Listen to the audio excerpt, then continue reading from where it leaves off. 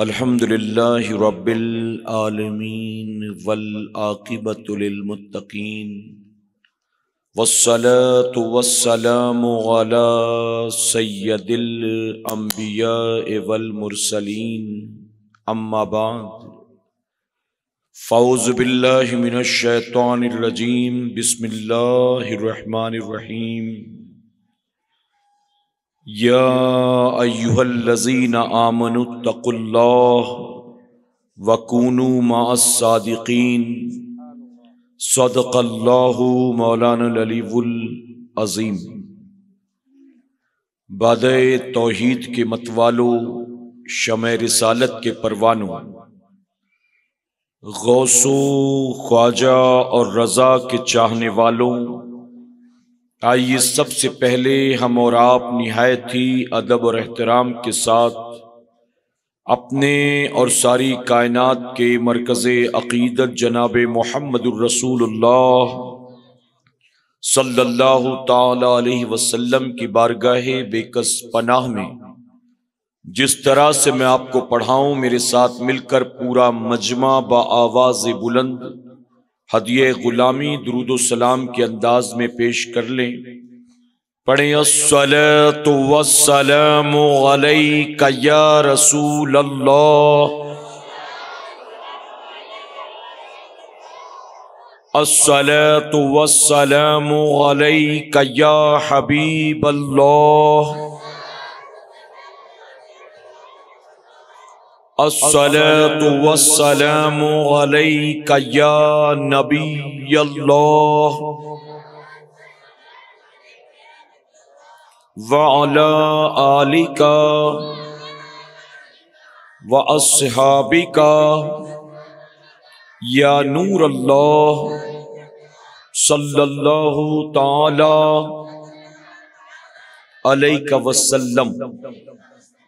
رب کعبہ کی بارگاہ میں دعا ہے، مولا اپنے حبیب صاحب لولاق صلی اللہ تعالی علیہ وسلم کے صدقۃ فعل ہم تمام حاضرین اور سامعین کو تو ماہ رجب کی برکتوں سے بھرپور مالا مال فرما۔ مولا ہمیں خیر و عافیت کے ساتھ ماہ شعبان و ماہ رمضان المبارک نصیب فرما، اور ہمیں ان عظمت و برکت والے مہینوں کا خوب احترام کرنے، ان کا حق ادا کرنے اور خوب عبادتیں کر کے تجھے راضی کرنے کی توفیق نصیب فرما۔ ساتھ ہی بارگاہ رب العزت میں دعا ہے کہ میرے کریم اس ماہ مبارک میں تو اپنے جن جن بندوں اور بندیوں کی بخشش فرمانے والا ہے، ان میں ہم گناہ گاروں کو، ہمارے والدین کو، ہمارے اہل و عیال کو اور تمام ایمان والے بھائیوں اور بہنوں کو بھی شامل فرما۔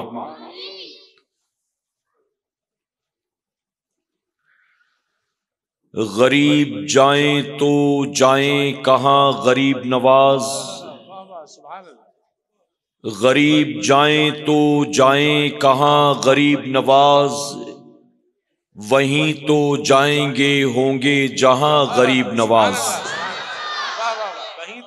غریب جائیں تو جائیں کہاں غریب نواز، وہیں تو جائیں گے ہوں گے جہاں غریب نواز۔ اور تمہارے در کی کرامت یہ بارہا دیکھی، تمہارے در کی کرامت یہ بارہا دیکھی، غریب آئے ہیں اور بن گئے غریب نواز۔ اور تمہاری ذات سے میرا بڑا تعلق ہے، تمہاری ذات سے میرا بڑا تعلق ہے کہ میں غریب بڑا تم بڑے غریب نواز۔ میرے پیارے آقا علیہ الصلوۃ والتسلیم کے پیارے دیوانوں، اس وقت اسلامی سال کا 7واں مہینہ ماہ رجب المرجب اپنے فیوز و برکات کو تیزی کے ساتھ لٹاتا ہوا ہمارے اور آپ کے سامنے سے گزر رہا ہے۔ عنقریب اس ماہ مبارک کی وہ عظیم تاریخ آنے والی ہے کہ جس تاریخ کو بر صغیر ہند و پاک میں بسنے والے خوش عقیدہ سنی مسلمان سلطان الہند عطائے رسول خواجہ خواجگاں خواجہ غریب نواز رضی اللہ تعالیٰ عنہ کا عرس پاک منایا کرتے ہیں۔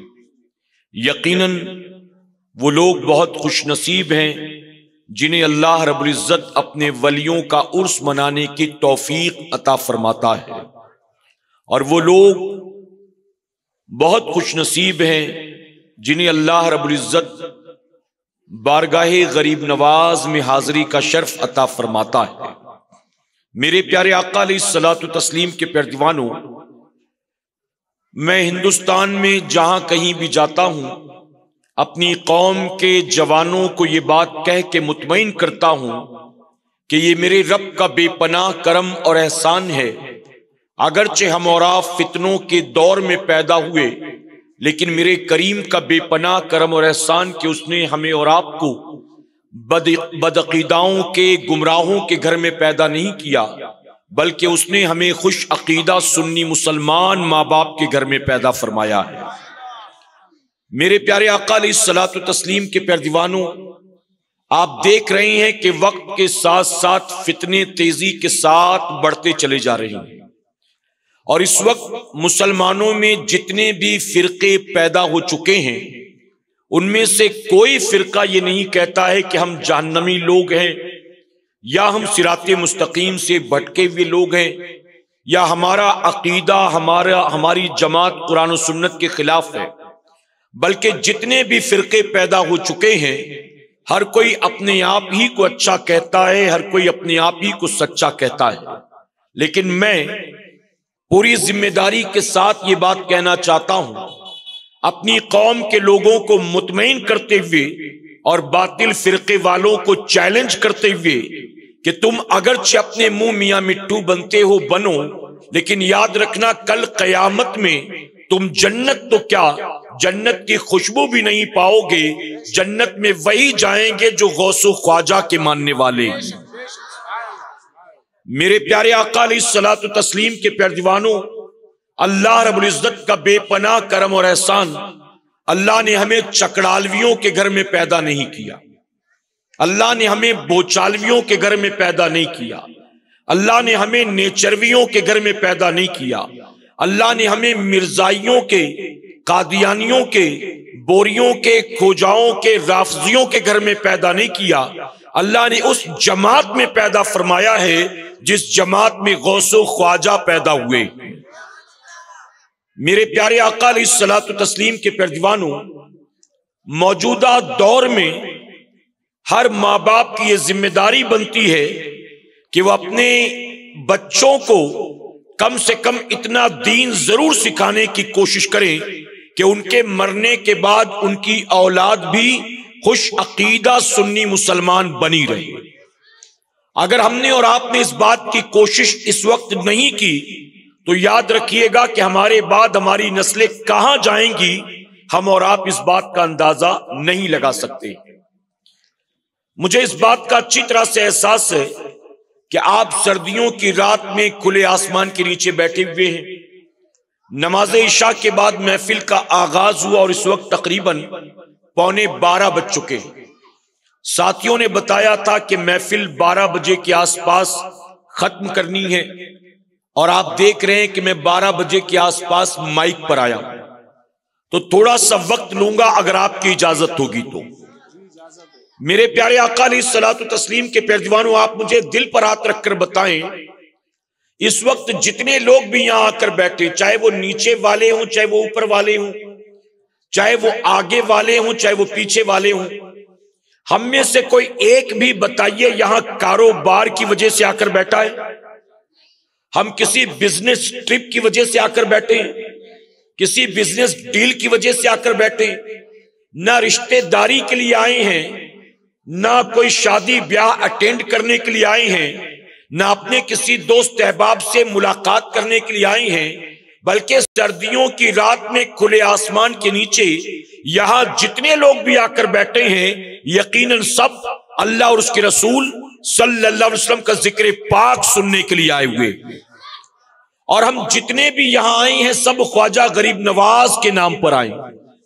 اور ابھی آپ نے مجھ سے پیشتر سید صاحب سے سنا، میرے پیارے آقا کے پیروانوں یاد رکھیں، سردیوں کی رات میں 2-4 گھنٹے اگر ہم کھلے آسمان کے نیچے آ کر بیٹھ جائیں غریب نواز کے نام پر، تو ہم یہ کر کے کوئی بہت بڑا کمال نہیں کر رہے ہیں۔ اس کی وجہ کہ غریب نواز نے ہم پر اور آپ پر جو احسان کیا ہے، ہم تو کیا ہماری نسلیں بھی ان کے احسان کا بدلہ نہیں چکا سکتی۔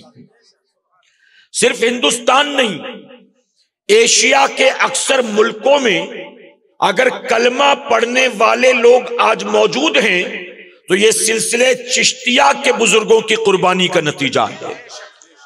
ہم اپنے گھر کی دہلیز سے نکل کر میدان میں آ کر بیٹھے غریب نواز کے نام پر، اور غریب نواز دین کے نام پر اپنا وطن چھوڑ کر ہندوستان تشریف لائے تھے۔ آپ بتائیے غریب نواز نے کیا سردی برداشت نہیں کی تھی؟ غریب نواز نے کیا گرمی برداشت نہیں کی تھی؟ میرے پیارے آقا کے پیروانوں، آج تو دین کا کام کرنا پہلے کے مقابلے بہت آسان ہو چکا ہے۔ بتائیے ہے نا، ہم کہیں جاتے ہیں تو ہمارے جانے سے پہلے ہی ہمارے ناموں کا اعلان ہوتا ہے، ہمارے آنے جانے کا انتظام ہوتا ہے، ہمارے رہنے کھانے پینے کا اہتمام ہوتا ہے، بلکہ لوگوں کو جمع کر کے ہمارے حوالے کیا جاتا ہے۔ ہماری خاطر باقاعدہ ممبر لگائے جاتے ہیں، لائٹیں لگائی جاتی ہیں، مائک سسٹم لگایا جاتا ہے، اور لوگوں کو جمع کر کے کہا جاتا ہے اب آپ ان کو دین کی باتیں بتائیں۔ آپ بتائیں، جب میرے غریب نواز 850-900 سال پہلے ہندوستان آئے تھے تو کیا غریب نواز کی خاطر بھی یہ سارا اہتمام کیا گیا تھا؟ غریب نواز کو کوئی بلانے والا تھا؟ غریب نواز کے لیے کوئی گاڑی کہیں پر کھڑی تھی؟ کوئی پک اپ ڈراپ کی فیسلٹی تھی؟ غریب نواز کو اپنے گھر کوئی ٹھہرانے والا، کھلانے پلانے والا تھا؟ غریب نواز کے لیے کوئی ممبر سجانے والا تھا؟ غریب نواز کے نام کا کوئی اشتہار لگانے والا تھا؟ میرے پیارے آقا کے پیروانوں، غریب نواز ہندوستان کی سرزمین پر تشریف لائے۔ آپ بتائیے یہاں اس وقت مسجدیں کتنی تھی، محراب کتنے تھے، ممبر کتنے تھے، کہاں کہاں سے اذان کی آوازیں آتی تھی، کہاں کہاں سے درود و سلام کی آوازیں آتی تھی۔ ارے غریب نواز ہندوستان کی سرزمین پر جلسہ جلوس اٹینڈ کرنے نہیں آئے تھے، بلکہ غریب نواز کفرستان میں اسلام کا پرچم بلند کرنے کے لیے آئے تھے۔ اور یہ بھی یاد رکھیں، غریب نواز اپنی مرضی سے نہیں آئے تھے، اپنے نانا کی مرضی سے آئے تھے۔ غریب نواز کو امام الانبیاء جناب محمد رسول اللہ صلی اللہ علیہ وسلم نے حکم دیا، آپ بتائیں پوری زمین پر نبی چاہتے تو اپنے بیٹے کو کہیں بھی بھیج دیتے، لیکن میرے آقا کا کرم ہو گیا ہم ہند والوں پر، ہمارے باپ دادا پردادا پر، کہ غریب نواز کو میرے نبی نے بھیجا، ہندوستان کی سرزمین پر بھیجا، اور غریب نواز کے قدموں کی برکت ہے اللہ تعالیٰ نے ہمیں اور آپ کو ایمان کی دولت عطا کر دیا۔ میرے پیارے آقا علیہ الصلوۃ والتسلیم کے پیروانوں، تو غریب نواز کے جو احسانات ہم پر اور آپ پر ہیں، سردیوں کی رات میں تھوڑی دیر اگر ہم ان کے نام پر بیٹھ جائیں تو کیا ان کے احسان کا بدلہ چکا دیں گے؟ اگر ہم ان کی بارگاہ میں حاضری دے کر 200-400-500 کی پھول چادر چڑھا دیں تو کیا ان کے احسان کا بدلہ چکا دیں گے؟ میرے پیارے آقا کے پیروانوں، اگر پوری زندگی ہر رات جاگ جاگ کر غریب نواز کے نام پر محفل سجاؤ، غریب نواز کی سوانے بیان کرو، غریب نواز کی خدمات کے تذکرے کرو، لیکن پھر بھی غریب نواز کے احسانات کا بدلہ نہیں چکا سکتے۔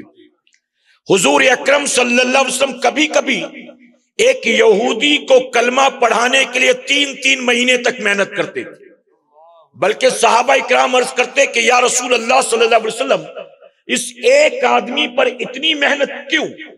تو حضور اکرم صلی اللہ علیہ وسلم فرماتے کہ ابھی میرے سامنے ایک آدمی ہے، لیکن اگر اس نے کلمہ پڑھ لیا تو اس کے ایک کے کلمہ پڑھنے سے اس کی قیامت تک کی نسلیں مسلمان بن جائیں گی۔ اب آپ بتائیے غریب نواز کے ہاتھوں پر کس نے کلمہ پڑھا تھا؟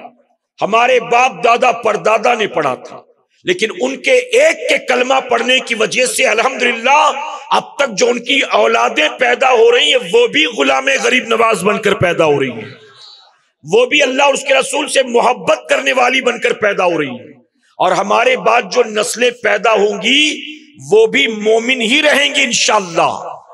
میرے پیارے آقا علیہ الصلوۃ والتسلیم کے پیروان، اور ایک بات اور سن لیں، میں علماء کی موجودگی میں یہ بات ذمہ داری کے ساتھ کہتا ہوں، آپ اگرچہ 2 گھنٹے 3 گھنٹے سے یہاں بیٹھے ہیں، اگر میرے کریم نے سردیوں کی رات میں کھلے آسمان کے نیچے اس وقت جو بھی ٹیمپریچر ہو 7 8 9 10 جو بھی ہو، اگر اللہ نے اس اتنی سردی میں ایک لمحہ بھی آپ کا بیٹھنا یہاں قبول کر لیا تو یہی سردی آپ کو قبر کی گرمی سے بچا لے گی انشاءاللہ، اور یہی سردی آپ کو محشر کی گرمی سے بچا لے گی انشاءاللہ۔ تو بتائیے سستا سودا ہے کہ مہنگا سودا ہے؟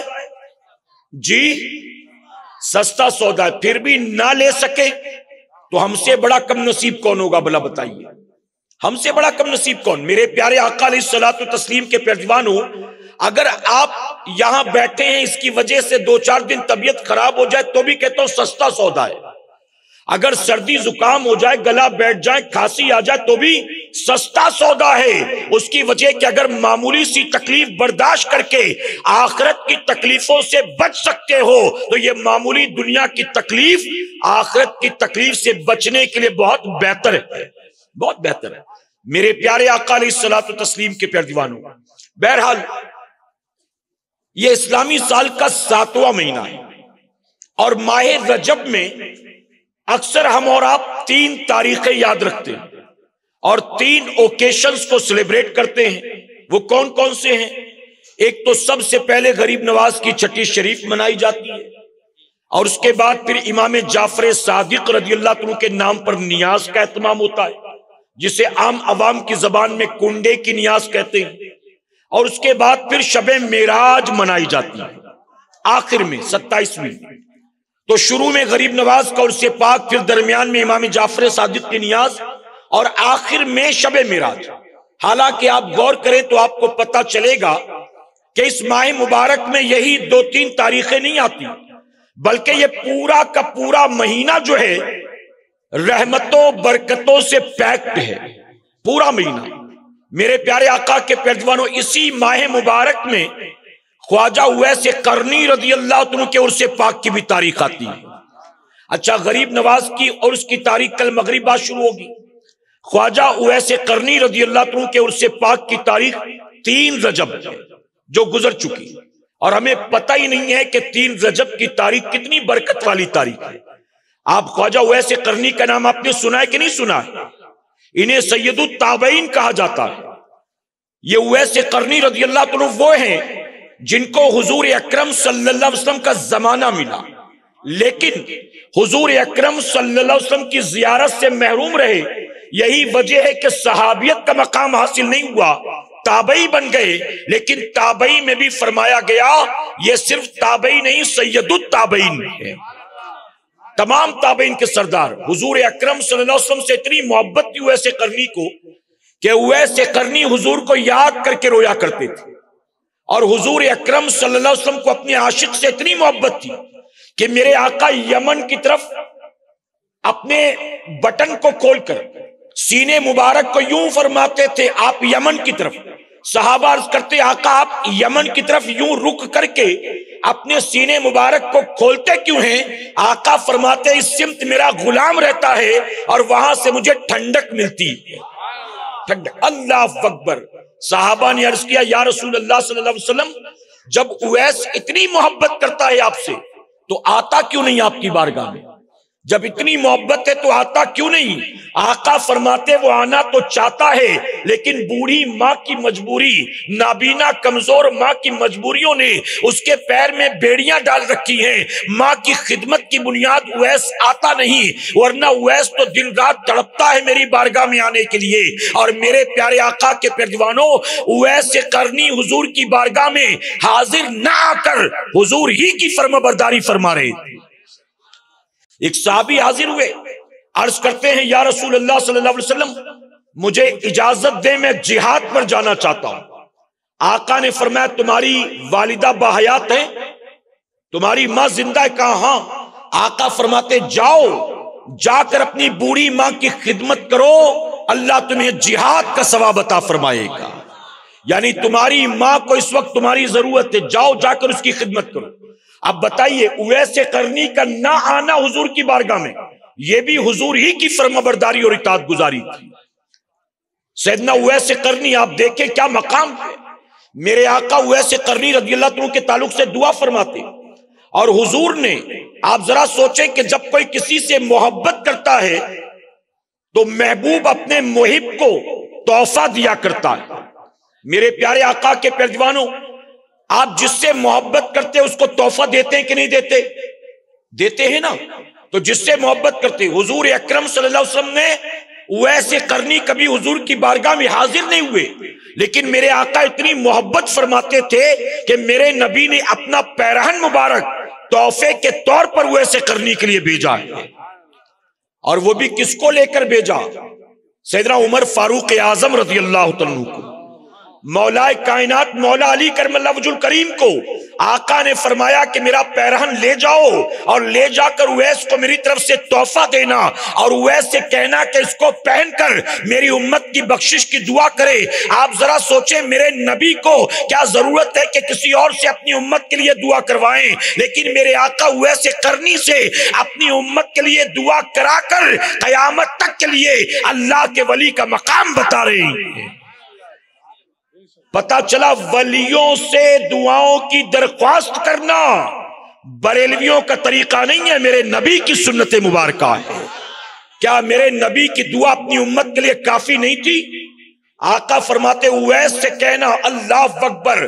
جب اویس قرنی کی بارگاہ میں تحفہ پہنچا تڑپ اٹھے، عرض کرتے ہیں سیدنا عمر فاروق اعظم سے، اے عمر مجھے بتاؤ جب نبی کے لبوں پر میرا نام آیا تھا تو نبی نے میرا نام کیسے لیا تھا؟ اللہ اکبر۔ آقا نے جب میرا نام لیا تھا تو آقا نے کیا کہہ کر بلایا تھا؟ اللہ اکبر۔ اویس قرنی نے جب یہ عرض کیا تو سیدنا عمر فاروق اعظم کہتے ہیں اویس اتنی ہی محبت تھی تو آیا کیوں نہیں حضور کی زیارت کرنے؟ ارے ایک بار آ کر ان کو دیکھ تو لیتا۔ تو اویس قرنی نے کہا اچھا تم مجھ سے پوچھتے ہو کہ میں آیا کیوں نہیں؟ تم تو حضور کی بارگاہ میں رہتے تھے، حضور کی بارگاہ کے خادم تھے، تم نے تو حضور کو کئی بار دیکھا ہوگا۔ انہوں نے کہا ہم نے تو دن کے اجالے میں بھی دیکھا ہے، ہم نے تو رات کے اندھیرے میں بھی دیکھا ہے، ہم نے تو نبی کو مکے میں بھی دیکھا ہے، ہم نے تو نبی کو مدینے میں بھی دیکھا ہے، ہم نے تو نبی کو بازاروں میں بھی دیکھا ہے، ہم نے تو میدان جنگ میں بھی دیکھا ہے۔ عمر فاروق اعظم مولا کائنات نے کہا ہم نے تو نبی کو دن رات دیکھا ہے۔ تو ویسے قرنی نے کہا میں نے نہیں دیکھا، تم نے تو حضور کی زیارت کی ہے۔ اب مجھے صرف اتنا بتا دو حضور کی جو بھویں مبارک تھی آپس میں ملی ہوئی تھی کہ ایک دوسرے سے جدا تھی؟ اللہ اکبر۔ جب اویس نے سوال کر لیا ہے تو ان دونوں کے پاس اویس کے سوال کا جواب موجود نہیں تھا۔ اویس کہتے میں نے دیکھا نہیں، تم نے تو دیکھا ہے نا، چلو ایک سوال کا جواب دے دو۔ ان کے پاس جواب نہیں تھا۔ پھر جانتے ہو کیا کہتے؟ کہتے ہم نے تو دیکھا بہت حضور کو، لیکن ہم کبھی جی بھر کے حضور کے چہرے کو نہیں دیکھتے تھے، ہم تاب نہیں لا پاتے تھے، وہ رعب تھا حضور کے چہرے پر کہ ہم نے تو کبھی غور ہی نہیں کیا کہ بھویں ملی تھی کہ آپس میں جدا تھی۔ اللہ اکبر۔ یہ اویس قرنی کا مقام ہے۔ اور میرے پیارے آقا کے پیروانوں معذرت کے ساتھ کہوں گا یقیناً سیدنا سرکار غوث اعظم کا مقام بہت بلند و بالا ہے، غریب نواز کا مقام بہت بلند و بالا ہے، مخدوم کی چوچا کا مقام بہت بلند و بالا ہے، محبوب الہی کا مقام بہت بلند و بالا ہے، خواجہ بندہ نواز کا مقام بہت بلند و بالا ہے، لیکن ہمیں یہ ماننا پڑے گا ان بزرگوں سے کئی گنا زیادہ بلند مقام اللہ نے خواجہ اویس قرنی کو عطا فرمایا۔ اور ایسے بزرگوں کی تاریخ آ کر چلی جاتی ہے، سنیوں کو پتہ بھی نہیں چلتا۔ میرے پیارے آقا کے پیارے، اسی طرح اسی ماہ مبارک میں امام باقر کے عرس پاک کی بھی تاریخ آتی ہے، امام جعفر صادق کے عرس پاک کی تاریخ آتی ہے، امام شافعی رحمۃ اللہ علیہ کے عرس پاک کی تاریخ آتی ہے۔ اسی طرح اسی مہینے میں حضرت امیر معاویہ رضی اللہ عنہ کے عرص پاک کی تاریخ آتی ہے۔ میرے پیارے آقا کے پیروانوں، اسی ماہ مبارک کی 27 تاریخ کو خواجہ جنید بغدادی رضی اللہ عنہ کے عرص پاک کی تاریخ آتی ہے۔ اور آپ یہ بھی جانتے ہیں اسی مہینے کی 13 تاریخ کو اب جن جن کے میں نے نام گنائے ہیں ان سب کے آقا وہ مولا کائنات مولا علی کرم اللہ وجہ الکریم کی ولادت کی تاریخ آتی ہے اسی مہینے کی 13 تاریخ کو۔ تو ہم سنیوں کو چاہیے کہ ہمارے گھروں میں اگر سنی دعوت اسلامی کا کیلنڈر لگا ہو نا تو اس کیلنڈر پر نظر رکھیں، اور جن بزرگوں کی تاریخیں آتی ہیں نا ان بزرگوں کے نام جو کچھ اللہ توفیق دے کچھ نہ کچھ نظر و نیاز کرنے کی کوشش کیا کریں کہ انشاءاللہ ضروری نہیں ہے کہ روزانہ کھیر پوری بناؤ، ضروری نہیں ہے کہ بریانی اور پلاؤ ہی پکاؤ، اللہ جو بھی توفیق دے، اگر ایک گلاس شربت پر بھی فاتحہ کرو گے تو بھی جائز ہے، تھوڑی سی شکر سامنے رکھ کر فاتحہ کر دو گے، گڑ رکھ کر فاتحہ کر دو گے تو بھی جائز، ہر حلال و جائز چیز پر فاتحہ کرنا جائز ہے، کرو اور ان تمام بزرگوں کے نام پر کرو۔ اگر آج ہم نے اس کا آغاز کیا تو یاد رکھنا ہمارے گھر کے اندر یہ چلن شروع ہوگا تو ہمارے بعد ہماری اولاد بھی یہ سب کرتی رہے گی انشاءاللہ۔ ہمارے بچے دیکھیں گے تو بچوں کو دیکھ کر اس بات کا احساس ہوگا کہ ہم نظر و نیاز کے منکروں کے گھر پیدا نہیں ہوئے، ہم نظر و نیاز کرنے والوں کے گھر پیدا ہوئے۔ تو یہ کیا کریں کہ انشاءاللہ میرے پیارے آقا علیہ الصلوۃ والتسلیم کے پیروانوں، اسی طرح اس ماہ مبارک کی 27 تاریخ فرمایا گیا یہ وہی تاریخ ہے جس تاریخ کو سیدنا جبرائیل علیہ السلام سب سے پہلی وحی لے کر حضور کی بارگاہ میں حاضر ہوئے تھے۔ محبت سے کہیں، تھک گئے آپ ابھی؟ سب سے پہلی وحی لے کر جبرائیل علیہ السلام اسی مہینے کی 27 تاریخ کو آئے۔ اسی طرح حضور اکرم صلی اللہ علیہ وسلم کو اللہ تعالیٰ نے 27 رجب المرجب کو سفر معراج کی شکل میں وہ عظیم معجزہ عطا فرمایا جو کسی نبی کو میسر نہیں آیا ہے۔ حضور اکرم صلی اللہ علیہ وسلم کے سب سے عظیم 2 معجزے وہ کون سے؟ علماء فرماتے ایک تو قرآن ہے اور دوسرا سفر معراج ہے۔ حضور کے تمام معجزات میں یہ 2 سب سے عظیم معجزے قرآن اور سفر معراج۔ اسی طرح 27ویں رجب یہ وہ تاریخ ہے کہ جس تاریخ کو اللہ رب العزت نے قیامت تک آنے والے مسلمانوں کو نماز کا تحفہ عطا فرمایا ہے۔ جو پڑھتے ہیں وہی کہہ رہے ہیں خالی سبحان اللہ۔ 5 وقت کی نماز فرض ہوئی اسی مہینے کی 27 رجب کو۔ حضور گئے سفر معراج میں تو یہ تحفہ لے کر آئے۔ اب دیکھیں اجمیر شریف، ہم تو بامبے سے آئے ہیں، اب جب اجمیر شریف سے واپس جائیں گے تو کچھ نہ کچھ تو لے کر جانا ہوگا نا، اور سفر میں جاؤ گھر والوں کے لیے واپسی میں کچھ لاؤ، یہ بھی نبی کی سنت مبارکہ ہے، یہ بھی نبی کی سنت۔ اب یہ بھی یاد رکھیں کہ اجمیر شریف آئیں تحفہ گھر والوں کے لیے لے جائیں تو کیا لے جائیں؟ سندھی کی دکان سے ڈورے دھاگے نہ لے جائیں۔ بہت سے لوگ وہی لے جاتے ہیں اور پھر کہتے ہیں یہ اجمیر شریف سے لایا ہوں۔ میں پوچھتا ہوں بھائی اس دھاگے کا دین سے، شریعت سے، غریب نواز سے کیا تعلق ہے؟ یہ تم دکان سے لال پیلے نیلے لے کر آئے اور جس کو تم نے دیا اس نے باندھ لیا اپنے ہاتھ میں، یہ کہہ کر اجمیر شریف کا، اجمیر شریف کا۔ اب بتائیے اس کی نسبت ہے اجمیر سے، باقی کوئی اور نسبت ہے اس کی؟ کیا غریب نواز نے ڈورے دھاگے کے بارے میں کوئی وصیت فرمایا تھا کہ جو اجمیر کے پیلے نیلے دھاگے باندھے گا اس کی جنت، اس کو جنت مل جائے گی، وہ کامیاب ہو جائے گا، اللہ اس کو برکت دے گا؟ اس کا کوئی تعلق ہے؟ لوگ پہن کر گھوم رہے۔ میرے پیارے آقا کے پیروانوں، غیر بھی مختلف جگہوں سے منسوب کر کے اس طرح سے ڈورے دھاگے باندھے ہوتے، اور مسلمان بھی اس طرح سے اپنے ہاتھ میں باندھ لیتا ہے، فلاں مزار کا، فلاں جگہ کا، فلاں بارگاہ کا، جبکہ اجازت نہیں فرمایا گیا جس دھاگے پر کچھ پڑھا نہ ہو اسے ہاتھ پیر میں، گلے میں باندھنا جائز نہیں ہے۔ اب آپ دکان سے پیسے دے کر خرید کر لے جاتے ایک بنڈل اور سب کو بانٹ رہے ہوتے اجمیر سے لایا، اجمیر سے لایا، کیا جائز ہو جائے گا؟ اسی طرح سے اجمیر شریف سے اگر آپ کوئی دھاتو کی انگوٹھی لے جائیں، 7 دھاتو والی، لوہے والی، تانبے والی، پیتل والی، کچھ بھی لے جائیں تو کیا اجمیر سے لے جانے کی وجہ سے وہ انگوٹھیاں جائز ہو جائیں گی؟ معاذ اللہ جائز ہو جائیں گی؟ میرے پیارے آقا کے پیروانوں، حضور اکرم صلی اللہ علیہ وسلم کی بارگاہ میں ایک صحابی حاضر ہوئے، انہوں نے سونے کی انگوٹھی پہن رکھی تھی۔ حضور اکرم صلی اللہ علیہ وسلم نے اپنے ہاتھ مبارک کو بڑھایا، ان کی انگوٹھی کو نکال کر پھینک دیا اور فرمایا تمہیں نہیں پتا مومن مرد کے لیے سونا پہننا حرام ہے؟ تمہیں نہیں پتا؟ حضور نے نکال کر پھینک دیا۔ محفل جب تک جاری رہی وہ بیٹھے رہے، محفل برخاست ہوئی، سارے اٹھ کر چلے، وہ بھی اٹھ کر چل پڑے۔ پیچھے سے کسی نے آواز دی اللہ کے بندے اپنی انگوٹھی تو اٹھا لے۔ کہا نہیں، حضور نے پھینکا، میں نہیں اٹھاؤں گا۔ کہنے والے نے کہا مرد کے لیے حرام ہے، لے جا والدہ کو دے دینا، شادی شدہ ہوگا تو بیوی کو دے دینا، بیٹی والا ہوگا تو بیٹی کو دے دینا، بہن والا ہوگا تو بہن کو دے دینا، مرد کے لیے حرام ہے، لے جا گھر کی کسی عورت کو دے دینا۔ جانتے ہو صحابی کیا جواب دیتے ہیں؟ جواب دیتے حضور نے جس چیز کو پھینک دیا اس کی قیمت کچھ بھی ہو میں ہرگز اسے پلٹ کر نہیں دیکھ سکتا۔ جب تک زمین پر ایسے لوگ موجود تھے نا، تب اللہ نے اسلام کو بہت عزت عطا فرمایا تھا، اور یہی وہ بزرگان دین ہیں جن کی وجہ سے اسلام دنیا کے کونے کونے تک پھیلا ہے۔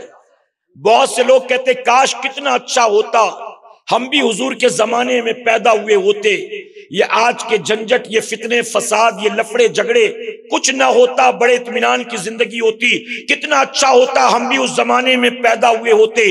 میں ان سے کہتا ہوں میرے بھائی آرزو بہت اچھی ہے، لیکن تجھے یہ بھی ماننا پڑے گا ہم اس دور میں پیدا ہونے کے لائق نہیں تھے، ہم اس دور کے لائق ہوتے تو یقیناً اللہ ہمیں اس دور میں پیدا کرتا۔ ارے اس دور میں بریانی کھانے والوں کی ضرورت نہیں تھی، اس دور میں تو کوڑے کھانے والوں کی ضرورت تھی۔ آج تو بریانی کھا کے بھی سجدے نہیں کر پاتے، آج تو مزارات اولیاء کے لنگر لوٹ کر بھی اللہ کا سجدہ نہیں کر پاتے، آج تو رات کے 2-2 3-3 بجے تک جلسوں میں نعرے لگاتے ہیں اور نماز فجر میں پیر پسارے سوئے پڑے ہوتے ہیں۔ ہم جیسوں کی ضرورت نہیں تھی اس دور میں۔ ارے اس دور میں تو حضرت بلال کی ضرورت تھی، جن کو تپتے ہوئے صحرا میں باندھ کر گھسیٹا جاتا تھا، جن کو کوڑے لگائے جاتے تھے۔ اس دور میں تو ضرورت تھی سیدنا صدیق اکبر کی، سیدنا عمر فاروق اعظم کی، جو ہر وقت اپنی جان کو ہتھیلی پر لے کر اپنے نبی کے نام پر قربان کرنے کو تیار رہتے تھے۔ ارے اس وقت ضرورت تھی سیدنا عثمان غنی کی، جن کو ان کا سگا چچا کچے چمڑے میں لپیٹتا تھا، رسی سے باندھتا تھا اور تپتی دھوپ میں لے جا کر ڈال دیتا تھا اور کہتا تھا اگر عثمان تو محمد کا کلمہ چھوڑے گا میں تجھے آزاد کر دوں گا، نہیں چھوڑے گا تو تجھے یوں ہی مر جانے دوں گا۔ اے مسلمانوں، اتنے ظلم و زیادتیوں کو انہوں نے برداشت کیا تھا، اور برداشت کرنے کے بعد ثابت قدم رہے اور اسلام کو دنیا کے کونے کونے میں پہنچا دیا۔ یہی وجہ ہے کہ اللہ تبارک تعالیٰ نے ان کے منصب و مقام کو اتنا بلند کر دیا، اتنا بلند کر دیا کہ صرف ہم نہیں، رہتی دنیا تک ان بزرگوں کا نام لیا جائے گا انشاءاللہ۔ تو تمنا تو بڑی اچھی ہے، لیکن ہم اس قابل نہیں کہ ہمیں اس دور میں پیدا کیا جاتا۔ میرے پیارے آقا علیہ الصلوۃ والتسلیم کے پیروانوں، ایک صحابی حضور اکرم صلی اللہ علیہ وسلم کی بارگاہ میں حاضر ہوئے، توجہ ہے نا آپ کی؟ انہوں نے اس رنگ کا کپڑا پہن رکھا تھا جس رنگ کے کپڑے اس دور کے مشرکین پہنتے تھے، یعنی مکے کے مشرکین جس رنگ کا کپڑا پہنتے تھے جو ان سے منسوب ہوتا تھا، اس رنگ کا کپڑا پہن رکھا تھا۔ جیسے آج کے دور میں بھی آپ جانتے ہیں نا، یہ ہرے کی نسبت مسلمانوں سے کی جاتی ہے، اور دوسرا رنگ ہے جو کہا جاتا ہے یہ ان کا رنگ ہے، تو اس دور میں بھی یہی حال تھا۔ وہ صحابی حاضر ہوئے، انہوں نے اس رنگ کا کپڑا پہن رکھا تھا۔ حضور اکرم صلی اللہ علیہ وسلم نے جیسے دیکھا چہرے کا رنگ بدل گیا، اب وہ صحابی فوراً سمجھ گئے، عرض کرتے ہیں یا رسول اللہ صلی اللہ علیہ وسلم اس کا رنگ پکا نہیں ہے، اس کا رنگ کچا ہے، اگر آپ کی اجازت ہو تو جاؤں اس کو دھو کر اس کا کچا رنگ اتار دوں۔ آقا فرماتے اس کو دھو کر اس کا رنگ نہیں اتارنا ہے، بلکہ اس کو اتار کر اس کو آگ لگا دینی ہے۔ اس کو اتار کر اس کو آگ لگا دینی ہے۔ اب وہ صحابی یہ نہیں کہتے آقا بہت مہنگا خریدا ہے، آقا یہ رنگ مجھ کو بہت پسند ہے، آقا فلاں نے تحفے میں دیا ہے۔ نہیں نہیں، نبی نے کہا اس کو اتار کر دھونا نہیں ہے، اس کو اتار کر جلا دینا ہے۔ وہ جاتے ہیں اور اتار کر کپڑا جلا دیتے ہیں۔ اے سرکار مدینہ علیہ الصلوۃ والتسلیم کے پیروانوں، آپ ذرا سوچیں کہ حضور کو کیا پسند تھا، کیا نہیں پسند تھا۔ صحابہ کی نظر اس پر ہوتی تھی، وہ اپنی پسند ناپسند کا خیال نہیں کرتے تھے، اپنے نبی کی پسند ناپسند پر اپنی پسند کو قربان کر دیتے تھے۔ اور یہی وجہ تو میرے آقا نے فرمایا تھا 1 2 3 4 کے لیے نہیں، نبی نے فرمایا میرے سارے صحابہ آسمان کے ستاروں کے مانند۔ ارے جن کی تعریف میں رب نے پورا قرآن نازل کیا، وہ نبی اپنے غلاموں کی تعریف کر رہا ہے۔ میرے آقا فرماتے ہیں اگر تم اللہ کی راہ میں احد پہاڑ کے برابر سونا صدقہ کرو، اور میرا صحابی اللہ کی راہ میں مٹھی بھر جو صدقہ کرے، تو اللہ کے نزدیک تمہارے احد پہاڑ کے سونے سے زیادہ پسندیدہ میرے صحابی کا مٹھی بھر جو صدقہ کرنا ہے۔ یہ مقام کیسے ملا یاد رکھنا، خود فرمایا گیا صحابہ اکرام کو جو مقام ملا ان کے تقوی کی وجہ سے نہیں ملا، ان کی شب بیداری کی وجہ سے نہیں ملا۔ صحابہ کو جو مقام ملا ان کی عبادت اور ریاضت کی وجہ سے نہیں ملا، ان کے روزے نماز و زکوٰۃ کی وجہ سے نہیں ملا، بلکہ یہ کوئی اور ہی دولت تھی جس کی وجہ سے اللہ نے انہیں چمکتے ہوئے آسمان کے ستارے بنا دیے۔ اور وہ کون سی دولت تھی میرے پیارے آقا کے پیروانوں؟ صحابہ اکرام ہمارے اور آپ کی طرح صرف زبانی جمع خرچ کرنے والے نہیں تھے، ہم تو اپنے آپ کو عاشق رسول کہلاتے ہیں، اور صبح اٹھ کر اپنے چہروں پر ہم داڑھی منڈانے کے لیے فاوڑے بھی چلاتے ہیں، ہم عاشق رسول بھی کہلاتے ہیں، اور رات رات بھر پب جی بھی کھیلتے ہیں، ہم عاشق رسول کہلاتے ہیں۔ اور ہم جو ہے نعت کی محفل میں آتے ہیں تو ہاتھوں کو جھنڈا بنا لیتے ہیں، اور گھر جاتے ہیں تو 2020 کے چکر میں ظہر اثر کی نمازیں قضا کرتے ہیں۔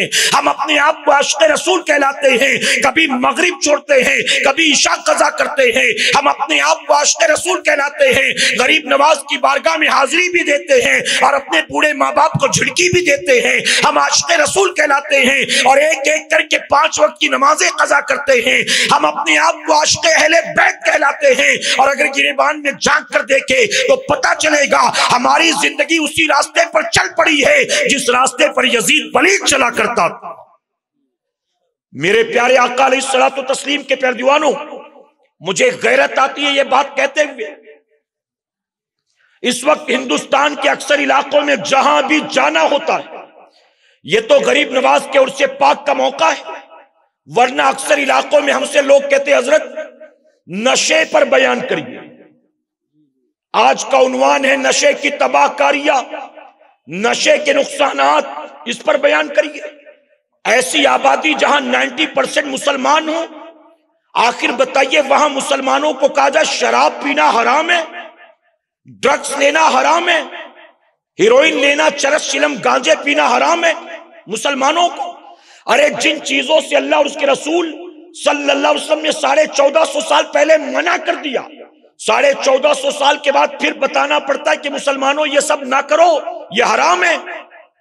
بتائیے مسلمان دین سے کتنا دور ہو چکا ہے۔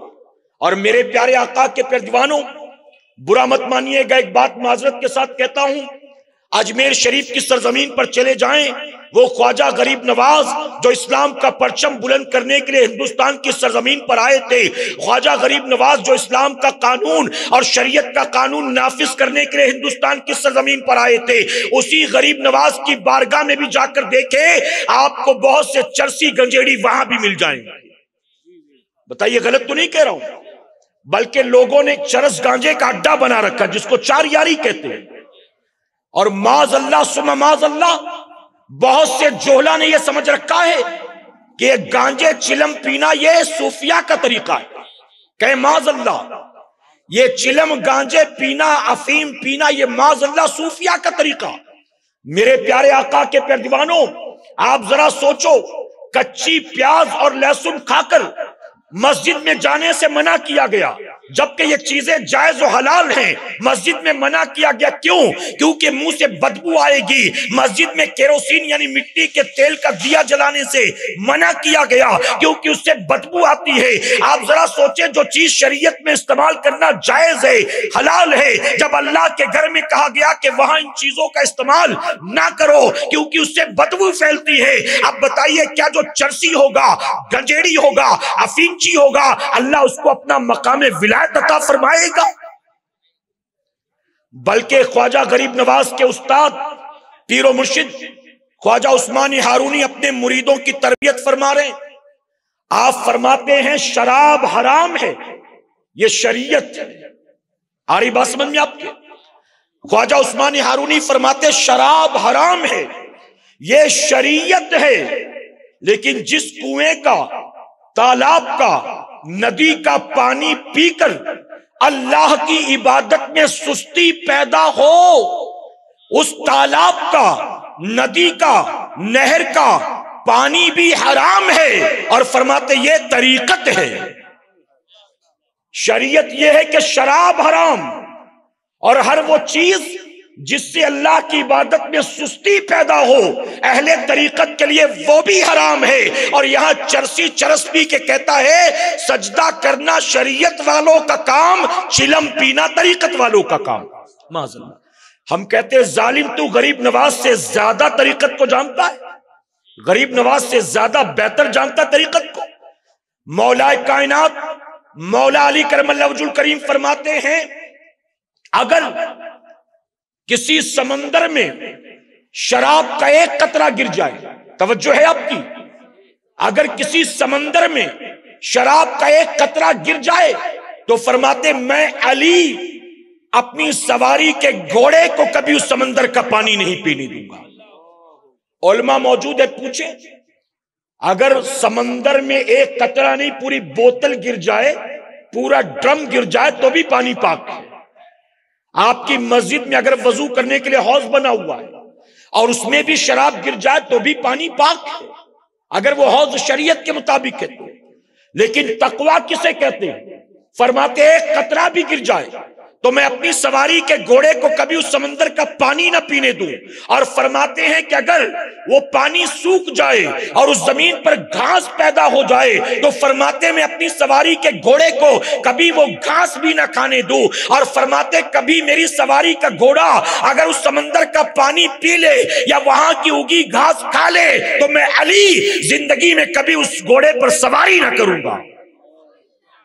اور یہاں لوگ ولیوں کی مزار پر بیٹھ کر مار دم مٹے غم، چرس چلم، بلکہ حال تو یہ ہے معاذ اللہ جس کو چرس چلم گانجا لینا ہو مزار کے پاس چلا جائے وہاں مل جائے گا، بازار میں نہیں ملے گا تو مزار پہ مل جائے گا. غلط تو نہیں کہہ رہا ہوں میں. بامبے میں بھی ہم نے دیکھا، میرے پیارے آقا کے پیارے دیوانوں، حضور اکرم صلی اللہ علیہ وسلم نے فرمایا میں نے تمہیں قبروں کی حاضری سے روکا تھا لیکن اب میں تمہیں اجازت دیتا ہوں. یعنی صحابہ کو حضور نے قبروں کی حاضری کی اجازت دی. اب صوفیہ فرماتے، مفسرین فرماتے تاکہ تم قبرستان جاؤ، ٹوٹی پھوٹی دھسی گری پڑی قبریں دیکھو، عبرت حاصل کرو. وہاں بھاگتے بلی چوہوں کو دیکھو، عبرت حاصل کرو. رینگتے ہوئے کیڑے مکوڑوں کو دیکھو، عبرت حاصل کرو. وہاں پڑی ہڈیوں کے ٹکڑوں کو دیکھو، عبرت حاصل کرو. آقا نے اس لیے فرمایا کہ میں نے تمہیں روکا تھا، اب میں تمہیں قبروں کی حاضری کی اجازت دیتا ہوں. اور میرے پیارے آقا کے پیارے دیوانوں، آپ کے شہر کے بارے میں تو مجھے پتا نہیں، لیکن میں جس شہر سے آیا ہوں اس شہر میں جا کر دیکھے تو پتا چلے گا کہ جتنے قبرستان ہیں ہر قبرستان کے اندر ارے جا کر قبروں کو دیکھ کر عبرت حاصل کرنا تو درکنار، قبرستان میں باقاعدہ چرسیوں گنجیڑیوں نے اپنے اڈے بنا رکھے. قبروں کے پیچھے سے شراب کی بوتلیں نکلتی، قبروں کے پیچھے سے سگریٹ نکلتے. بلکہ برا مت مانیے گا میرے بھائی، اب تو ہم اتنا دین سے دور ہو گئے، اتنا دین سے دور ہو گئے، قبرستان میں جا کر دیکھو تو صرف چرس چلم گانجے پینے والے چرسی گنجیڑی نہیں ملیں گے، بلکہ چرسی گنجیڑی باقاعدہ کسی قبر پر مجاور بن کر بیٹھ گئے. اور ہمارا حال کیا ہے؟ وہ مجاور بن کر گدی نشین بن کر بیٹھے ہوئے ہیں جس کا اپنا ٹھکانہ نہیں تھا. ایک قبر پر جھاڑو پوچھا کر کے اس پر چونا وونا لگا کر تھوڑا سا اس کو اچھے سے بنا کر وہاں گدی نشین بن کر بیٹھ گیا، اور جب وہ وہاں بیٹھا تو جمعرات عورتیں جو ہیں نیاز فاتحہ کے لیے بھی پہنچنے لگ گئی، اور پھر دیکھیں گے تو 1.5-2 مہینے میں حاضری بھی آنے لگے گی، اور پھر اگر تھوڑا سا مارکیٹنگ اچھی ہو گئی تو 1-2 سال میں عرس بھی شروع ہو جائے گا، اور پھر 3-4 سال میں رات بھر قوالی بھی ہوگی۔ میرے نبی نے قبروں کے درمیان جوتے چپل پہن کر چلنے سے منع کیا، لیکن آپ قبرستان میں جا کر دیکھو، ارے قبروں کے درمیان نبی نے جوتے چپل پہن کر چلنے سے، شور گل کرنے سے، پیر پٹک کر چلنے سے منع کیا، اور یہاں قبرستان میں عرس کے نام پر رات بھر ڈول طبلے پیٹے جا رہے ہوتے ہیں، مرد عورت کی خلط ملط ہو رہی ہوتی ہے۔ کبھی کبھی تو کہتا ہوں میرے بھائی، یہ امام صاحب جو یہاں تشریف فرمائے آپ کے علاقے میں کتنے سال سے ہیں، یا تو یہ جانتے یا تو آپ جانتے، میں تو مسافر آدمی، مجھے نہیں پتا، لیکن میں نے دیکھا ہے ایک 22-24 سال کا نوجوان مدرسے سے فارغ ہو کر آیا کسی مسجد میں امامت کے لیے، اور پوری زندگی اسی ایک مسجد میں امامت کرتا رہا، 40 سال 45 سال 28 سال 32 سال ایک ہی مسجد میں امامت کرتا رہا۔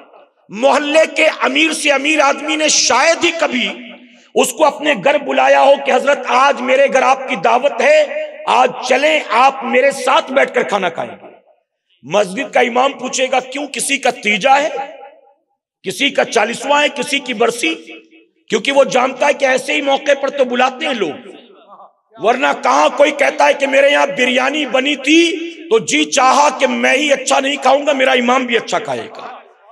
کوئی ہے اتنا حوصلہ رکھنے والا تو بتاؤ میرے پیارے آقا کے پیروانوں، کوئی جائے گوشت لے آئے اپنے گھر کے لیے 2 کلو اور کہے کہ فلاں جگہ اچھا گوشت مل رہا تھا تو میرا جی چاہا کہ 2 کلو اپنے گھر کے لیے لوں گا، آدھا کلو امام صاحب کے لیے بھی لوں گا؟ ہے کوئی جس کے دل میں ایسا حوصلہ ہو؟ میرے پیارے آقا علیہ الصلوۃ والتسلیم کے پیروانوں، ہم تو مزے سے کھاتے پیتے ہیں اور اپنی مسجد کے امام کی طرف دیکھتے بھی نہیں ہیں، بلکہ برا مت مانیے گا، میں کبھی کبھی تو یہ کہتا ہوں، ہم جو نماز میں نیت کرتے ہوئے کہتے ہیں نا پیچھے اس امام کے، کہتے ہیں نا، اکثر لوگ خاموش ہیں، اچھا جمعہ میں تو کہتے ہوں گے نا، جب جاتے ہوں گے تو کہتے ہوں گے پیچھے اس امام کے۔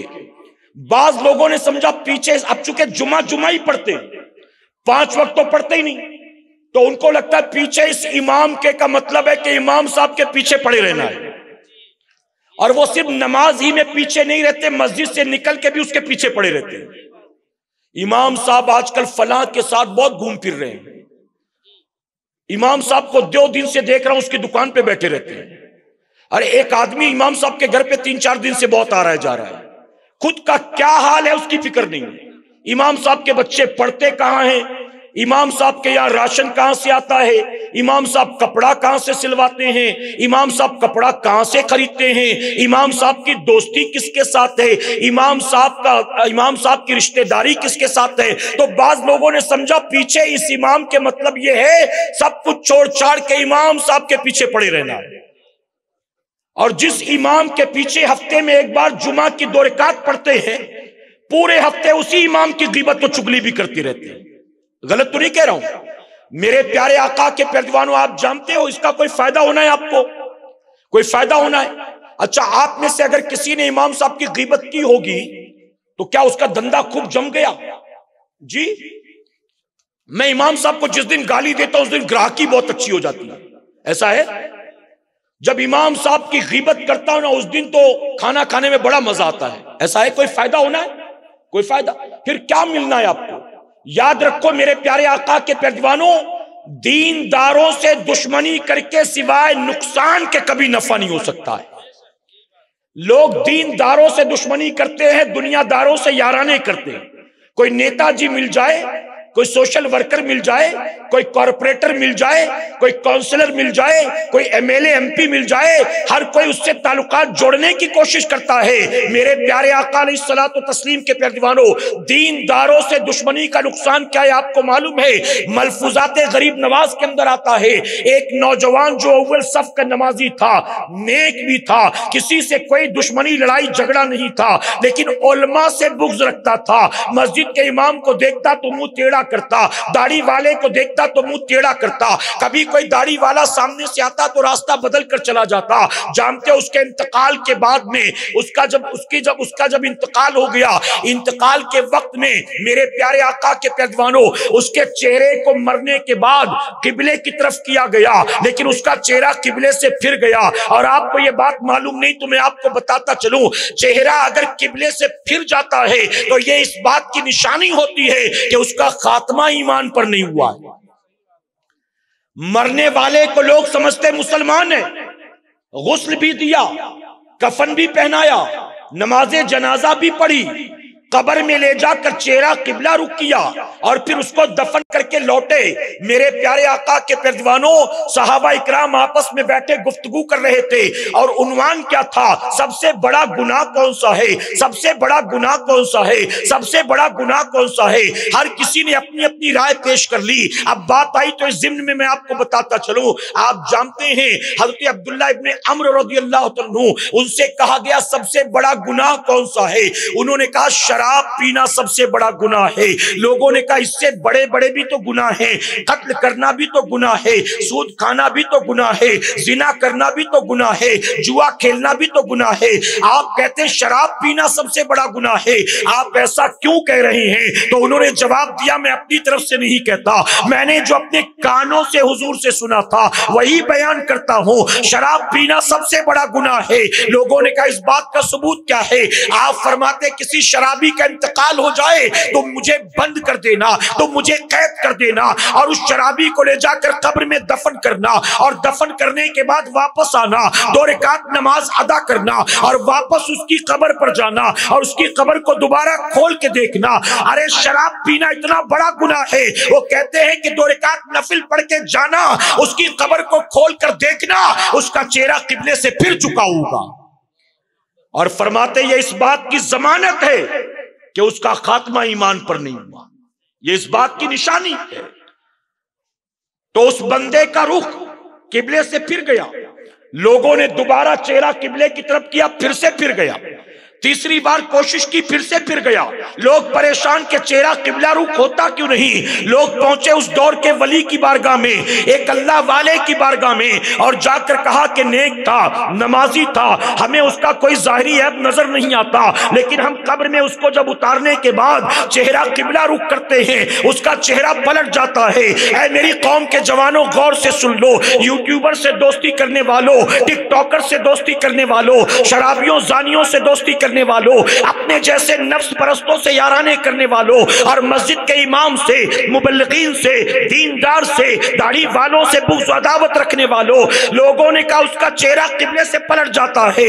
اللہ کے ولی مراقبے میں چلے گئے اور مراقبے سے پلٹ کر آتے ہیں, اور جانتے ہو کیا جواب دیتے ہیں؟ جواب دیتے اللہ فرماتا ہے تم قیامت تک بھی کوشش کرو گے لیکن پھر بھی اس کا چہرہ قبلے کی طرف نہیں ہونے دوں گا. اس کی وجہ کہ جب تک زندہ تھا مجھ سے محبت کرنے والوں سے اپنا منہ موڑا کرتا تھا, اب میں نے فرشتہ بھیج کر اس کی گردن کو مروڑ کر اس کے چہرے کو قبلے سے پھیر دیا. میرے پیارے آقا علیہ الصلوۃ والتسلیم کے پیروانوں, آج مسلمانوں کی کنڈیشن کیا جانتے ہو؟ اگر 5 وقت نماز پڑھنا, آپ بنا داڑھی والے کے پیچھے نماز پڑھیں گے؟ آپ مسجد میں گئے اور امام صاحب کی جگہ مصلی پر کلین شیوڈ کھڑا تھا, پڑھیں گے اس کے پیچھے نماز؟ ظہر پڑھنے گئے, کلین شیوڈ آدمی کھڑا تھا, پڑھیں گے؟ 5 وقت نماز پڑھنا ہو تو امام داڑھی والا چاہیے, جمعہ کی نماز پڑھنا ہو تو امام داڑھی والا چاہیے, عید بقرعید کی نماز پڑھنا ہو تو امام داڑھی والا چاہیے, نماز جنازہ پڑھانی ہو تو امام داڑھی والا چاہیے, اگر کسی کا نکاح پڑھانا ہو تو امام داڑھی والا چاہیے, اپنے گھر میں فاتحہ یا میلاد کرانا ہو تو امام داڑھی والا چاہیے. ہم چاہتے ہیں کہ یہ سارے کام داڑھی والا کرے, لیکن جب اپنی بیٹی کے لیے رشتہ ڈھونڈتے ہیں تو کہتے ہیں داڑھی والا نہیں چاہیے. غلط تو نہیں کہہ رہا ہوں میں؟ ان ساری چیزوں کے لیے داڑھی والا چاہیے, اور بیٹی بیاہنے کے لیے سلمان خان چاہیے, تب داڑھی والا نہیں چلے گا. میرے پیارے آقا کے پیروانوں, یہ آدھا تیتر آدھا بٹیر والا اسلام نہیں چلنے والا ہے. سمجھے؟ محفلوں میں آؤ تو نذرانے لٹاؤ اور گھر میں جاؤ تو بیٹھ کے بگ باس دیکھو. یہ آدھا تیتر آدھا بٹیر نہیں چلے گا. جلسوں میں آؤ تو خوب محبت سے نعرے بھی لگاؤ اور گھر جاؤ تو رات بھر پب جی میں لگے رہو. یہ آدھا تیتر آدھا بٹیر والا معاملہ نہیں چلے گا. پوری طرح سے اسلام میں داخل ہو جاؤ کہ انشاءاللہ. میرے پیارے آقا علیہ الصلوۃ والتسلیم کے پیروانوں، دین کو سمجھو، اسلام کو سمجھو اور اسلام کے مطابق اپنی زندگی گزارنے کی کوشش کرو کہ انشاءاللہ. اپنی اولاد کو دین دینے کی کوشش کرو. جانتے ہو میرے غریب نواز 15 سال کی عمر میں والد کا سایہ سر سے اٹھ گیا. آپ کی سوانح بیان نہیں کرتا، آپ نے کئی بار سنا ہو. آپ کے حصے میں جو باغ اور پنچکی آئی تھی سب بیچ باچ کر رب کی راہ میں صدقہ کیا. سمرقند بخارا کا رخ کیا. آپ نے وہاں دین حاصل کرنا شروع کیا. علم حاصل کرتے رہے یہاں تک کہ آپ حافظ قرآن بن گئے، عالم دین بن گئے. فضیلت کی دستار آپ کے سر پر رکھی گئی. آپ نے ظاہری علوم پر مہارت حاصل کر لی. اب کہا باطنی علوم کو حاصل کرنے کی ضرورت ہے. اب چلو کسی پیر و مرشد کے پاس جاتے ہیں. اس کے بعد جاتے ہیں خواجہ عثمان ہارونی کی بارگاہ میں. اے سرکار مدینہ کے پیروانوں، آپ غوث اعظم کو دیکھ لیں، آپ غریب نواز کو دیکھ لیں، آپ مخدوم پاک کو دیکھ لیں، آپ بندہ نواز کو دیکھ لیں، آپ بابا فرید گل شکر کو دیکھ لیں، آپ خواجہ بختیار کاکی کو دیکھ لیں، آپ محبوب الہی کو دیکھ لیں. ارے جتنے اولیاء صوفیاء کے نام آپ جانتے ہیں، ایک ایک ولی کی سیرت اور سوانح اٹھا کر دیکھ لیں. اللہ کا ولی جاہل اور بے پڑھا لکھا نہیں ہوتا ہے. ایک بات ذہن میں محفوظ کر لینا، ہر عالم اللہ کا ولی ہو یہ ضروری نہیں ہے. ہر عالم اللہ کا ولی ہو یہ ضروری نہیں ہے، لیکن ہر ولی کا عالم ہونا ضروری ہوتا ہے. کوئی غیر عالم اللہ کا ولی ہو ہی نہیں سکتا. یا چرسی گنجیڑی بابا بنے بیٹھے ہوئے یہاں، جن کو استنجے کی تمیز نہیں ہے، جن کو وضو اور غسل کے مسائل نہیں معلوم، وہ بھی پیر بنے بیٹھے ہوئے اور دھندا بھی زور شور میں چل رہا ہے. غلط تو نہیں کہہ رہا ہوں میں. میرے پیارے آقا کے پیروانوں، تو دین سیکھو کہ انشاءاللہ. اپنی اولاد کو دین سکھاؤ کہ انشاءاللہ. اب آخری بات درس کروں گا، باتیں بہت سی لیکن اب اپنی گفتگو سمیٹتا ہوں. چونکہ میں بول رہا ہوں نا تو مجھے ٹھنڈ نہیں محسوس ہو رہی، لیکن میں جانتا ہوں کہ آپ کو سردی لگ رہی ہوگی. لگ رہی ہے نا جی؟ ماشاءاللہ. کچھ لوگ کہہ رہے ہیں کہ لگ رہی ہے، کچھ لوگ کہہ رہے ہیں نہیں لگ رہی ہے. نہیں لگ رہی، ماشاءاللہ. سب کو جزائے خیر عطا فرمائے. یہاں نہیں لگ رہی، اللہ نے چاہا تو قبر میں بھی نہیں لگے گی انشاءاللہ، محشر میں بھی نہیں لگے گی انشاءاللہ. اللہ یہاں سردی سے بچائے گا، اللہ وہاں گرمی سے بچائے گا. اور آج غریب نواز کے نام پر بیٹھنا رب نے قبول کر لیا تو قیامت میں غریب نواز کے نانا کی چادر کے سائے میں ہوں گے انشاءاللہ. اس کی وجہ کہ یہاں کوئی اپنی ذات کے لیے نہیں آیا، ہم تو سب اپنے دین سیکھنے کے لیے آئے ہوئے ہیں. میرے پیارے آقا علیہ الصلوۃ والتسلیم کے پیروانوں، میں اکثر کہتا ہوں اپنی اولاد کو دنیا سکھانے میں جتنا مال خرچ کرتے ہو نا، اس کا 10% کم سے کم اپنی اولاد کو دین سکھانے میں بھی خرچ کرو کہ انشاءاللہ. 10%. آپ دیکھیں ڈونیشن کتنا، فیس کتنی، پروجیکٹ کے نام پہ کتنا، آنے جانے کے نام پر کتنا، کرائے بھاڑے کے نام پر کتنا، ایک بچے پر منتھلی کتنا خرچ کرتے ہو. اب وہیں ایک بچے کو دین سکھانے میں کتنا خرچ کرتے ہو، غور کرو تو پتا چلے گا مسلمان ہیں لیکن ہم نے خود اپنی اولاد کو دین سکھانے کی فکر نہیں کی. میں کبھی کبھی تو لوگوں سے کہتا ہوں میرے بھائی، اللہ نے آپ کو 3 بیٹے دیے نا، اور تمنا ہے کہ ایک کو LLB کرائیں گے، ایک کو CA کرائیں گے، ایک کو MBA کرائیں گے، یا ایک کو پڑھائی میں اچھا ہوا تو MBBS کروائیں گے. بہت اچھی بات. اپنے بچوں کو تم یہ سب کچھ بنانا چاہتے ہو، بہت اچھا. اپنے بچوں پر جتنا خرچ کرنا چاہتے ہو خرچ کرو، انہیں اعلیٰ سے اعلیٰ تعلیم دو، لیکن کسی مدرسے میں بھی جا کر دیکھو اور مدرسے والوں سے پوچھو اس مدرسے میں کوئی غریب بچہ ہو تو بتا دو جس کے ماں باپ اس کا خرچ نہیں اٹھا سکتے ہو. اس مدرسے میں کوئی یتیم بچہ ہو تو بتا دو جس کا خرچ اٹھانے والا ہی کوئی موجود نہ ہو. اور میں آپ کو فکر دیتا ہوں ایسے مدرسوں کو تلاش کرو اور جا کر وہاں پڑھنے والے کسی ایک غریب بچے کی ذمہ داری لے لو. آپ کا بچہ آپ کے پیسے سے MBA کرے گا, MBBS کرے گا, LLB کرے گا, اور آپ ہی کے پیسے سے ایک بچہ یتیم کا, ایک بچہ غریب کا مدرسے میں حافظ قرآن بنے گا, عالم دین بنے گا. اب سن لو منبر رسول سے جو پیغام دینا چاہتا ہوں, کل قیامت میں آپ کا انجینئر بیٹا کام نہیں آئے گا, ڈاکٹر بیٹا کام نہیں آئے گا, CA بیٹا کام نہیں آئے گا. کل قیامت میں وہ غریب کا بچہ جو آپ کے پیسے سے کھا پی کر حافظ قرآن بنا تھا, وہ غیر کا بچہ آپ کے لیے جنت کی ضمانت بنے گا انشاءاللہ. آپ دیکھو اللہ نے حافظ قرآن کے ماں باپ کو کیا پروٹوکول دیا. فرمایا کہ قیامت کے دن حافظ قرآن کے ماں باپ کے سر پر اللہ تاج رکھے گا. محبت سے کہے, ڈاکٹر صاحب کے ماں باپ کے بارے میں کہیں نہیں آتا ہے, CA صاحب کے ماں باپ کے بارے میں, چودھری صاحب کے ماں باپ کے بارے میں کہیں نہیں آتا ہے کہ چودھری صاحب کے ماں باپ کے سر پر بھی تاج ہوگا. ارے تاج نہیں, ٹوپی رکھ دو کم سے کم, ٹوپی تو مل جائے. حافظ قرآن, اور آپ جانتے ہیں کہ حافظ قرآن کس کا بچہ بنتا ہے؟ غریب کا بچہ بنتا ہے. کون بیچتا ہے؟ ڈاکٹر صاحب بیچتے اپنے بچے کو حافظ بنانے, بزنس مین بیچتا, کاروباری بیچتا ہے. میرے پیارے آقا کے پیردونوں میں ایک جگہ کھڑا تھا, مسجد سے نماز پڑھ کر نکلا, وہاں مدرسہ بھی چلتا ہے, تو مسجد کے امام صاحب بھی ساتھ کھڑے تھے, بات چیت چل رہی تھی. ایک شخص اپنے بیٹے کو لے کر آیا, 8-9 سال کا بیٹا, اور آ کر کہنے لگا حضرت اس کا داخلہ کروانا ہے. تو امام صاحب نے کہا کہ مدرسہ شروع ہو کے 6 مہینہ ہو گیا, آپ ابھی لے کر آؤ اور کرو داخلہ کرانا, رمضان شریف کے بعد آنا.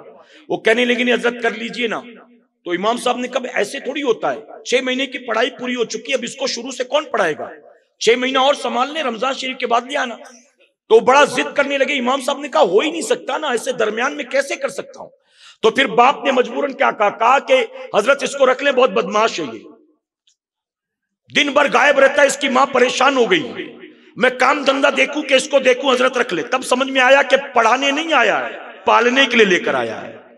تو مدرسے میں آدھے غریبوں کے بچے پڑھنے نہیں پلنے کے لیے آیا کرتے. پڑھنے والے تو یونیورسٹی جاتے ہیں, پڑھنے والے تو کالج جاتے ہیں, پڑھنے والے تو MBA کر رہے ہوتے ہیں, LLB کر رہے ہوتے ہیں. مدرسے میں غریب اپنے بچے کو پڑھنے کم پلنے زیادہ بیچتا ہے. میرے پیارے آقا علیہ الصلوۃ والتسلیم کے پیروانوں, تو غریبوں کے بچے آتے ہیں مدرسے میں پڑھنے کے لیے, اور کل قیامت میں انہی بچوں کے سر پر اللہ وہ تاج رکھے گا, جو تاج جس تاج کی روشنی چاند اور سورج کی روشنی کو پھیکی کرتی ہوئی نظر آئے گی. یہ پروٹوکول آپ ذرا سوچیں. اب جب اللہ اس حافظ قرآن کے ماں باپ کے سر پر وہ تاج رکھے گا, تو حافظ قرآن کو اللہ کیا مقام عطا فرمائے گا. فرمایا کہ حافظ قرآن اپنے خاندان کے 10 ایسے افراد کو جن پر جہنم واجب ہو گئی ہوگی, ان کی شفاعت کرا کے انہیں جنت میں لے کر جائے گا. فرمایا کہ حافظ قرآن, اللہ اکبر, ارے جو حافظ قرآن ہوگا مرنے کے بعد چودھری صاحب, زمیندار صاحب, خان صاحب, پٹھان صاحب, سب کی قبروں میں قبر کی مٹی ان کے جسموں کو کھا جائے گی, لیکن جو حافظ قرآن ہوگا فرمایا کہ اللہ نے زمین کی مٹی پر حرام کر دیا ہے, جس کے سینے میں اللہ کا قرآن محفوظ ہوگا اس کے جسم کو قبر کی مٹی نہیں کھانے والی. تو آپ کم سے کم اپنی اولاد کو دین دینے کی کوشش کریں کہ انشاءاللہ اتنا دین تو دے دیں کہ آپ کے مرنے کے بعد وہ آپ کی نماز جنازہ پڑھا سکے. اتنا دین تو دے دیں کہ آپ کی اولاد آپ کی قبر پر آئے تو داڑھی والے کو نہ ڈھونڈے, خود فاتحہ کر سکے. آپ کی اولاد شب برات میں قبرستان آئے تو خود اپنے باپ کو ایصال ثواب کر سکے. اتنا دین دینے کی کوشش کریں کہ انشاءاللہ. اب آخری بات, اجازت ہے آپ کی, تھکے تو نہیں آپ. میرے پیارے آقا علیہ الصلوۃ والتسلیم کے پیارے دیوانوں, ایک بہت امیر آدمی جب اس کی موت کا وقت قریب آیا تو اس نے اپنے بیٹے کو بلایا, جوان بیٹے, اور کہا میرے بیٹے میں تجھے ایک بات کی وصیت کرنا چاہتا ہوں. اس نے ایک چٹھی نکال کر اپنے بیٹے کے ہاتھ میں دی اور کہا میرے بیٹے اس کو تو سنبھال کر رکھنا, اور جب میرے انتقال کے بعد میرا جنازہ تیار ہو, قبر میں اتارنے لگے تو قبر میں اتارنے سے پہلے اس چٹھی کو نکالنا, لوگوں کے سامنے پڑھ کر سنا دینا. اس نے کہا ٹھیک ہے. چٹھی سنبھال کر جیب میں رکھ لی. چند ماہ کے بعد باپ کا انتقال ہو گیا. غسل دیا گیا، کفن پہنایا گیا، جنازے کی نماز پڑھی گئی۔ اب تدفین کی باری آئی تو بیٹے نے کہا رکو، میرے والد نے مجھے وصیت فرمائی تھی، اس پر عمل کرنے کا موقع، رک جاؤ۔ اس نے جیب سے چٹھی نکالی، لوگوں کے سامنے پڑھا تو کیا لکھا تھا؟ اب اس نے سوچا کہ شاید لکھا ہوگا فلاں سے 10 لاکھ لینے ہیں، فلاں سے 20 لاکھ لینے ہیں، اور ان سب کے سامنے پڑھ کے سنا دینا تاکہ سارے گواہ ہو جائیں اور دینا پڑے۔ اس نے سوچا چٹھی میں یہ لکھا ہوگا، ایسا کچھ تھا ہی نہیں۔ چٹھی میں کیا لکھا تھا؟ چٹھی میں لکھا تھا میرے بیٹے، وہ جو میں کالے رنگ کے موزے پہنتا تھا نا، میری خواہش ہے کہ مجھے قبر میں اتارنے سے پہلے مجھے وہ کالے رنگ کے موزے پہنا دیے جائیں۔ میرے پیر کو کفن سے باہر نکالو اور کالے والے موزے پہنا کر مجھے دفن کرو۔ اب اس نے چٹھی دکھائی امام صاحب کو، کیونکہ مسئلہ شرعی تھا، دین کا مسئلہ۔ امام صاحب کو دکھائی تو امام صاحب نے کہا کہ نہیں، مرنے والے کو کفن میں 3 کپڑے دیے جائیں گے، اس کے علاوہ یہ موزہ پہنانے کی اجازت نہیں ہے۔ تو کہا وصیت ہے والد کی، کہا پھر بھی میں اجازت نہیں دیتا۔ مفتی صاحب کے پاس گئے، انہوں نے بھی منع کر دیا۔ قاضی صاحب کے پاس گئے، انہوں نے بھی منع کر دیا، کوئی تیار نہیں۔ مجبوراً واپس آئے۔ اب آپس میں بحث ہونے لگی، 2 گروپ بن گئے۔ ایک کہہ رہا تھا کہ مرنے والے کی وصیت عمل کرنا چاہیے، دوسرے نے کہا شریعت نے اجازت نہیں دی، عمل نہیں کر سکتے۔ اب جھگڑا ہونے لگا۔ اسی درمیان ایک بوڑھا آدمی جو مرنے والے کا دوست تھا وہ آیا اور آ کر کہتا ہے کہ رکو، لڑو مت، میرے دوست نے انتقال سے پہلے مجھے بھی ایک چٹھی دی تھی اور اس نے کہا تھا کہ میرے جنازے کو دفن کرنے سے پہلے ایک ایسا مسئلہ ہوگا کہ جس کی وجہ سے لوگ الجھ جائیں گے، اس وقت یہ میری چٹھی لوگوں کو پڑھ کے سنانا، اس فتنے کا جواب اس چٹھی کے اندر موجود ہوگا۔ اب اس نے چٹھی نکالی، پڑھ کر سنایا۔ کیا لکھا تھا؟ لکھا تھا میرے بیٹے دیکھ لے اپنی آنکھوں سے، میری موت کے بعد جس مال کا تو مالک بن گیا ان میں سے کچھ بھی تیری کمائی کا نہیں ہے۔ یہ ایک ایک پیسہ، دکان، مکان، بینک بیلنس، فیکٹری، گاڑیاں، سواریاں، نوکر چاکر، یہ سب تیرے باپ نے جمع کیا ہے اپنی محنت سے۔ میرے بیٹے میرے انتقال کے بعد ان ساری چیزوں کا تو مالک بن گیا، لیکن اپنی آنکھوں سے دیکھ لے، اپنی پوری زندگی مال و دولت کمانے کے باوجود تیرا باپ اتنا محتاج ہے کہ 10 روپے کے موزے اپنی مرضی سے پہن کر وہ قبر میں نہیں جا سکتا۔ جب تیرا باپ زندگی بھر کما کر اپنی مرضی سے 10 روپے کے موزے نہیں پہن سکتا تو ان میں سے تو نے کچھ بھی کمایا نہیں ہے۔ میرے بیٹے تو قبر میں کیا لے کر جائے گا؟ تو ہم اور آپ بھی قبر میں کیا لے جائیں گے؟ کچھ جانا ہے؟ دین سیکھو، دین کے قریب آؤ، شریعت پر عمل کرو۔ ہم میں سے کسی نے غریب نواز کو دیکھا نہیں ہے، ہم میں سے کسی نے غریب نواز کے پیچھے نمازیں نہیں پڑھی ہیں، ہم میں سے کوئی ان کی تقریر میں محفل میں کبھی بیٹھا نہیں ہے، ہم میں سے کسی نے بظاہر ان کے ہاتھ پر کلمہ نہیں پڑھا ہے، لیکن اے مسلمانوں جا کر دیکھ لو، اس سردیوں کی رات میں بھی لاکھوں کا تانتا لگا ہوگا۔